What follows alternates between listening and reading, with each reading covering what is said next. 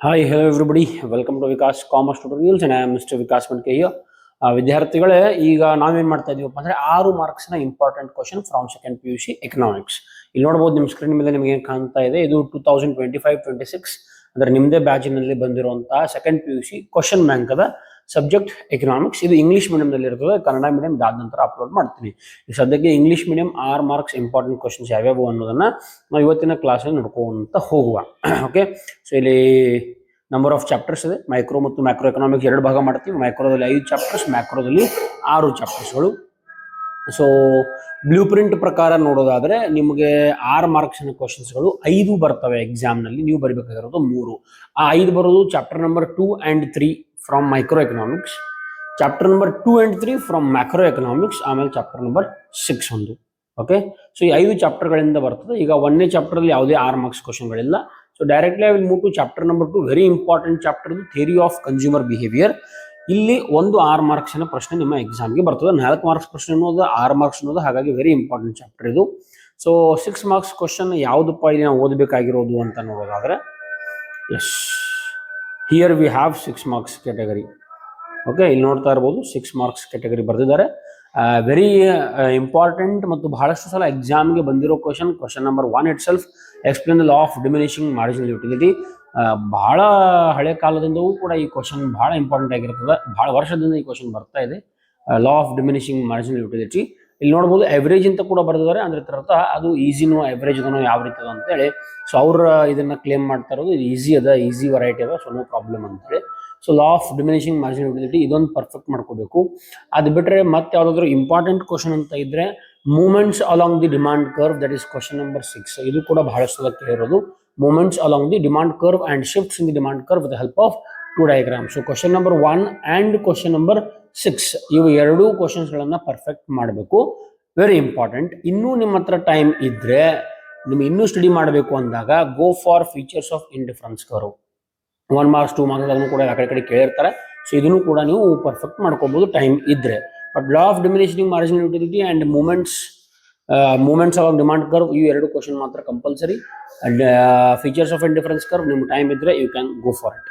Next chapter number 3 production and cost. ಈ chapter ಇಂದ ಕೂಡ there is 1 6 mark question which will come in your examination. Okay, here we have question number 1 itself. ಇದು ಕೂಡ very important, law of variable proportion. This question also has come several times in your examination. Explain the law of variable proportions with the help of a diagram. See, all questions which are important are very average, in the sense very easy to write. So question number 1 is very important. And here none like calculative question kuda barabodu, such as question number 3. Question number 3 ದಾಗ ಅವರು ನಿಮಗೆ ಏನು ಮಾಡ್ತಾ ಇದ್ದಾರೆ, they have given average product of labor and labor. You need to calculate TP of labor, that is total product, and you should calculate MP of labor, that is marginal product. Very simple, very easy ಅದ. So ನೀವು ಈಗ total product ಬೇಕು ಅಂದ್ರೆ ಏನ್ ಮಾಡಬೇಕಪ್ಪ ಅಂದ್ರೆ ಈ average product ಮತ್ತು ಲೇಬರ್ ಅನ್ನ ಮಲ್ಟಿಪ್ಲೈ ಮಾಡಬೇಕು. ಸೊ 1 into 2 2 ಆಗ್ತದೆ, 2 into 3 6, 3 into 4 12, 4 5s 20, again 5 4s 20, 6 3s 18. So ಇವೇನಪ್ಪ ಅಂದ್ರೆ ಟೋಟಲ್ ಪ್ರಾಡಕ್ಟ್. ಈಗ ಮಾರ್ಜಿನಲ್ ಪ್ರಾಡಕ್ಟ್ ಬೇಕಂದ್ರೆ ಏನ್ ಮಾಡಬೇಕು, ಡಿಫರೆನ್ಸ್ ಅನ್ನು ತಕೊಂತ ಹೋಗ್ಬೇಕು. ಸ್ಟಾರ್ಟಿಂಗ್ ದಾಗಿ ನಿಮ್ಗೆ ಇನ್ನೂ ಅಲ್ಲಿ ಡಿಫರೆನ್ಸ್ ಇರೋದಿಲ್ಲ, ಡ್ಯಾಶ್ ಮಾಡ್ರಿ. ಆಮೇಲೆ 6 ಮತ್ತು 2, 6 and 2 difference 4. Next 12 and 6 difference 6, 20 and 12 difference will be 8. Again 20 and 20 there is no difference. 20 and 18 -2. So ಈ ರೀತಿ ನಿಮಗೆ ಮಾರ್ಜಿನಲ್ ಪ್ರಾಡಕ್ಟ್ ಕೂಡ ಸಿಗ್ತದೆ. ವೆರಿ ಸಿಂಪಲ್ ನೋಡ್ರಿ. ಇದು 5-6 ಲೈನ್ಸ್ ಮುಗಿಯುವಂಥದ್ದು 6 ಮಾರ್ಕ್ಸ್ ದಲ್ಲಿ ಕೇಳ್ತಾ ಇದ್ದಾರೆ. ಹಾಗಾಗಿ ನಾನು ಲಾಸ್ಟ್ ವಿಡಿಯೋದಲ್ಲಿ ಕೂಡ ಹೇಳಿದ್ದೀನಿ, ಬ್ಲೂ ಪ್ರಿಂಟ್ ವಿಡಿಯೋದಲ್ಲಿ, ಪ್ರಾಬ್ಲಮೆಟಿಕ್ ಕ್ವಶನ್ಸ್ ಗಳು ಬಂದ್ರೆ, ಪ್ರಾಬ್ಲಮ್ ಸಾಲ್ವ್ ಮಾಡುವಂತ ಕ್ವಶನ್ಸ್ ಗಳು ಬಂದು ಅಂದ್ರೆ ಅವು ನಿಮಗೆ ಈಸಿ ಆಗ್ತಾವೆ. ಹಾಗಾಗಿ ಈ ಕ್ವಶನ್ ಮೇಲೆ ಕೂಡ ಜಾಸ್ತಿ ಕಾನ್ಸಂಟ್ರೇಷನ್ ಇರಬೇಕು. ಕ್ವಶನ್ ನಂಬರ್ 3 ಅದು ಬಿಟ್ರೆ ಇಲ್ಲಿ ಕ್ವಶನ್ ನಂಬರ್ 6 ಏನದ, ಇದನ್ನ ಡಿಫಿಕಲ್ಟ್ ಅಂತ ಕ್ಲೇಮ್ ಮಾಡ್ತಾರೆ, but not that difficult. Question number 6 ಇದು ಕೂಡ ಪ್ರಾಬ್ಲಮ್ ಓರಿಯೆಂಟೆಡ್. ಪ್ರಾಬ್ಲಮ್ ಅಂದ್ರೆ ಪ್ರಾಕ್ಟೀಸ್ ಮಾಡಬೇಕು, ಸಾಲ್ವ್ ಮಾಡಬೇಕು. SMC ಅನ್ನ ಕೊಟ್ಟಿರ್ತಾರೆ, ಶಾರ್ಟ್ ರನ್ ಮಾರ್ಜಿನಲ್ ಕಾಸ್ಟ್. ನೀವು TFC ಟೋಟಲ್ ಫಿಕ್ಸ್ಡ್ ಕಾಸ್ಟ್ ಕೊಟ್ಟಿದ್ದಾರೆ. ನೀವು ಫೈಂಡ್ ಮಾಡಬೇಕಾಗಿರೋದು total variable cost, total cost, average variable cost and short run average cost. ಈ 4 ಫೈಂಡ್ ಮಾಡಬೇಕು. ಇವು ಹೆಂಗ್ ಫೈಂಡ್ ಮಾಡಬೇಕು, ಇದನ್ನ ಯಾವ ರೀತಿ ಕ್ಯಾಲ್ಕುಲೇಟ್ ಮಾಡಬೇಕು ಅನ್ನೋದನ್ನ ಮುಂದಿನ ವಿಡಿಯೋ ಸೆಷನ್ಗಳಲ್ಲಿ ನಿಮಗೆ ಗೊತ್ತಾಗ್ತದೆ. ಸೊ 2 ಪ್ರಾಬ್ಲಮ್ ಓರಿಯೆಂಟೆಡ್ ಕ್ವಶನ್ಸ್ ಮತ್ತು ಲಾ ಆಫ್ ವೇರಿಯಬಲ್ ಪ್ರಪೋರ್ಷನ್ಸ್, ಈ ಕ್ವಶನ್ಸ್ಗಳು ಇಂಪಾರ್ಟೆಂಟ್. ಸರ್ 3 ಇಂಪಾರ್ಟೆಂಟ್ ಕೊಡ್ತಾ ಇದ್ರೆ ಒಂದೇ ಚಾಪ್ಟರ್ ಇಂದ ಬಹಳ ಆಗ್ತದ್ರಿ ಅಂತ ತಲೆ ಕೆಡಿಸ್ಕೊಳ್ಬೇಡಿ. ಈ ಪ್ರಾಬ್ಲಮ್ ಸಾಲ್ವ್ ಮಾಡುವಂಥ questions are very very very easy.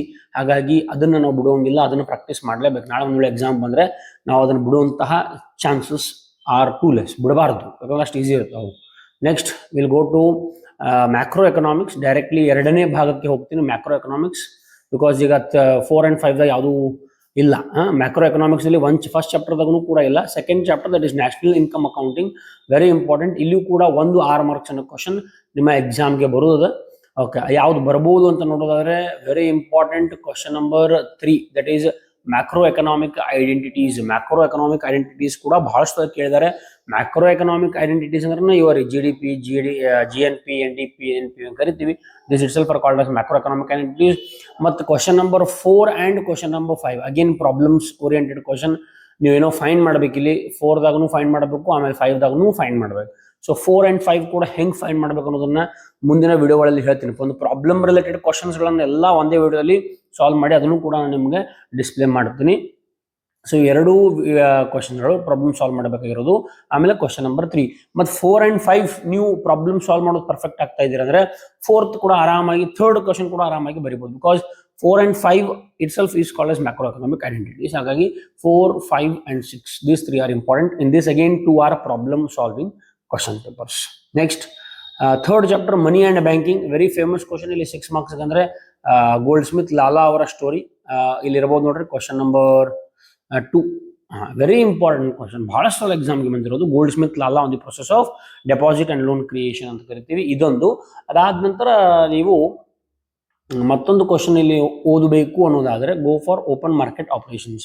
These 2 questions, but maximum ಲಾಲಾ ಅವರ ಸ್ಟೋರಿಯನ್ನ ಪರ್ಫೆಕ್ಟ್ ಮಾಡಬೇಕು. Question number 2 and then go for question number 4, explain the open market operations. Okay, ಇದು ಬಿಟ್ಟರೆ last chapter question number 6 open economy, chapter number 6 open economy macro economics. ಇಲ್ಲಿಂದ ಕೂಡ 6 marks ಅನ್ನೋ question ಎಕ್ಸಾಮ್ಗೆ ಬರುವುದು. Yes, open economy macro economics. From this we have 6 marks. Again ಈ question bank ನಲ್ಲಿ ಎಲ್ಲಾ ಚಾಪ್ಟರ್ದಾಗೂ 6 ಮಾರ್ಕ್ಸ್ ನಿಮಗೆ ಕಾಣ್ತದೆ. ಬಟ್ ಎಲ್ಲಾ ಚಾಪ್ಟರ್ ನಲ್ಲಿ 6 ಮಾರ್ಕ್ಸ್ ಬರೋದಿಲ್ಲ. ಬ್ಲೂ ಪ್ರಿಂಟ್ ಅನ್ನು ಕೊಟ್ಟಿದ್ದೀನಿ, ಅದರ ವಿಡಿಯೋ ನಿಮಗೆ ಕೆಳಗಡೆ ಲಿಂಕ್ ಡಿಸ್ಕ್ರಿಪ್ಷನ್ ನಲ್ಲಿ ಸಿಗ್ತದೆ. ಆ ಡಿಸ್ಕ್ರಿಪ್ಷನ್ ನಲ್ಲಿ 2025-26 ಅಕೌಂಟೆನ್ಸಿ ಅಂತ, 25-26 ಬಿಸ್ನೆಸ್ ಸ್ಟಡಿ ಅದ, 25-26 ಸ್ಟಾಟಿಸ್ಟಿಕ್ಸ್ ಅದ, 25-26 ಎಕನಾಮಿಕ್ಸ್ ಅದ. ಸೊ 25-26 ಎಕನಾಮಿಕ್ಸ್ ಪ್ಲೇ ಲಿಸ್ಟ್ ನ ಕ್ಲಿಕ್ ಮಾಡಿದ್ರೆ ಅಲ್ಲಿ ನಿಮಗೆ ಬ್ಲೂ ಪ್ರಿಂಟ್ ಸಿಗ್ತದೆ. ಆ ಬ್ಲೂ ಪ್ರಿಂಟ್ ಅನ್ನು ನೋಡಿದ್ರೆ ನೀವು ಗೊತ್ತಾಗ್ತದೆ ಯಾವ ಚಾಪ್ಟರ್ ಇಂದ 6 ಮಾರ್ಕ್ಸ್ ಕ್ವಶನ್ ಅದ.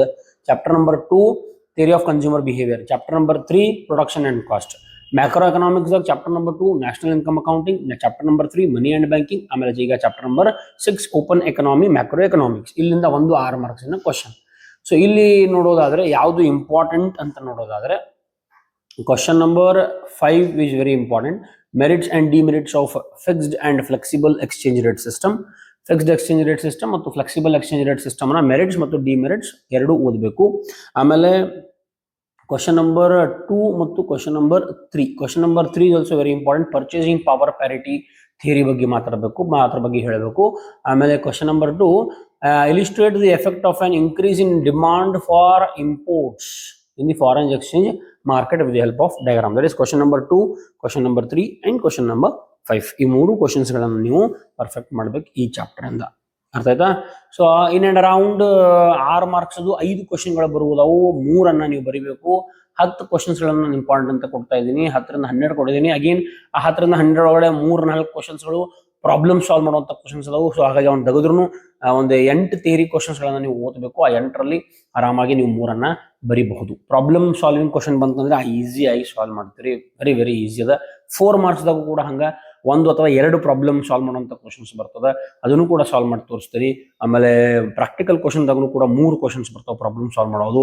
ಸೊ ಅಲ್ಲಿ 15 ಆಯ್ತು. ಇಲ್ಲಿ 6 ಮಾರ್ಕ್ಸ್ ಒಂದೇ ಬಂದ್ರು 15 + 6 21, 4 ಮಾರ್ಕ್ಸ್ 2 ಬರ್ತಾವೆ ಪ್ರಾಬ್ಲಮ್. ಸೊ 8 ಆಯ್ತು. 21 + 8 29 ಕ್ವಶನ್ಸ್, 29 ಮಾರ್ಕ್ಸ್ ನಿಮ್ಗೆ ಇಲ್ಲೇ ಸಿಗ್ತಾ ಇದೆ. ಪಾಸ್ ಆಗಿ ಹೋಗ್ತೀರಿ ಆರಾಮಾಗಿ. ಪ್ರಾಬ್ಲಮ್ಸ್ ಅಷ್ಟೇ ಸಾಲ್ವ್ ಮಾಡಿದ್ರು you will definitely pass. Okay, so that's it's in today's class. Next ಕ್ಲಾಸ್ನಲ್ಲಿ Kannada medium 6 marks important questions ತೊಗೊಂಡ್ಬರ್ತೀನಿ. Thank you everybody for watching Vikas commerce tutorials. ಮತ್ತೆ ಇದನ್ನು ಶೇರ್ ಮಾಡಿರಿ. ಯಾರಿಗೆಲ್ಲ ಯೂಸ್ ಅನ್ನಿಸ್ತಾ ನಿಮ್ಮ ವಾಟ್ಸಪ್ ಗ್ರೂಪ್ಸ್ಗಳಲ್ಲಿ, ನಿಮ್ಮ ಫ್ರೆಂಡ್ಸ್ ಗ್ರೂಪ್ಗಳಲ್ಲಿ, ಈ ಸೆಕೆಂಡ್ PUC ಬ್ಯಾಚ್ ಗ್ರೂಪ್ಗಳಲ್ಲಿ ಇದನ್ನು ಶೇರ್ ಮಾಡಿ ಅವ್ರಿಗೆ ಎಕ್ಸಾಮ್ಗೆ ಹೆಲ್ಪ್ ಆಗೋ ಥರ ಮಾಡಿ. Thank you.